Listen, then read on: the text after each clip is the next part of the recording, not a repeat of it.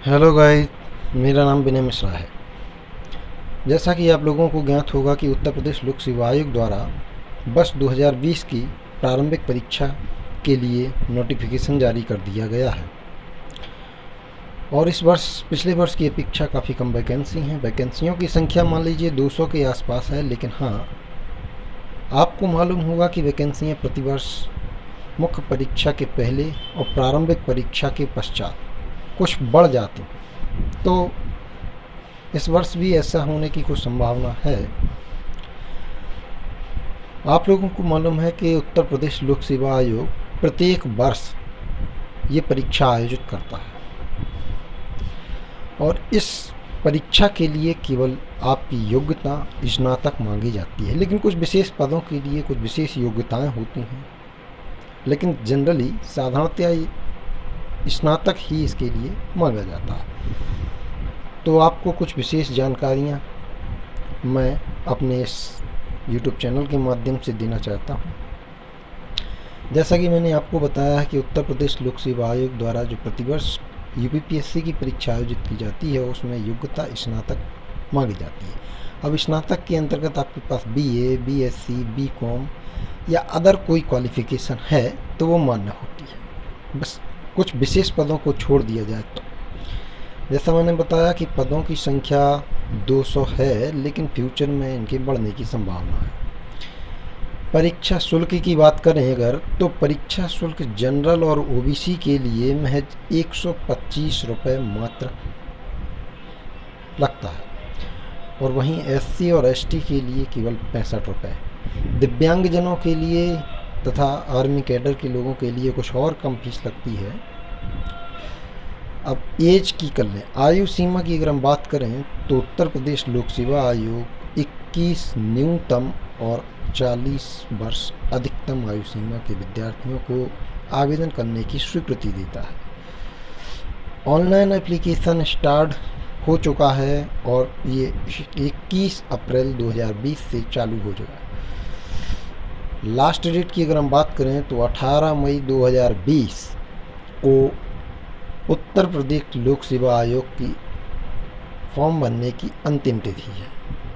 अगर हम बात करें कंप्लीट फॉर्म, तो कंप्लीट फॉर्म करने की जो डेट है, कंप्लीट सबमिशन, फाइनल सबमिशन की डेट जो है वो 21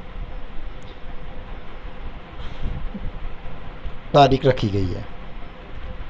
UPPSC प्री एग्ज़ाम की अगर हम बात करें तो उत्तर प्रदेश लोक सेवा आयोग द्वारा प्रारंभिक परीक्षा आयोजित करने की तिथि अपने परीक्षा कैलेंडर में 21 जून दे चुका है। लेकिन जैसा कि आपको मालूम हुआ कि कोरोना वायरस जैसी महामारी पूरे देश में ही नहीं बल्कि अंतर्राष्ट्रीय स्तर पर फैली हुई है, तो हो सकता है इसकी परीक्षा की तिथि संभावित है कि आगे बढ़ा दी जाएगी।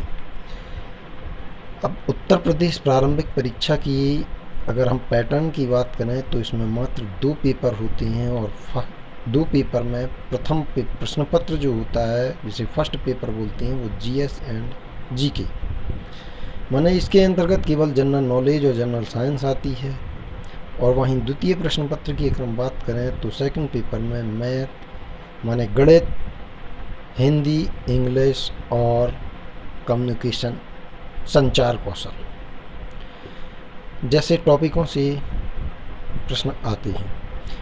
अगर हम बात करें तो फर्स्ट प्रश्न पत्र में GK और GS के अंतर्गत ही प्रश्न पूछे जाते हैं, जबकि द्वितीय प्रश्न पत्र के अंतर्गत जो कि CSET कहलाता है, महज आपके हिंदी, इंग्लिश, कम्युनिकेशन और गणित, रीजनिंग जैसे प्रश्न आते हैं। इसमें ओनली आपको 33% अंक लाना होता है और प्रथम प्रश्न पत्र के अंकों के आधार पर ही प्रारंभिक परीक्षा की मेरिट तय की जाती है।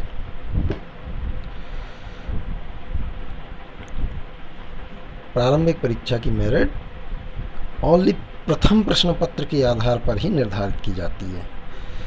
हेलो गाइस, मुझे लगता है कि आप लोगों को सब बात समझ में आ गई होगी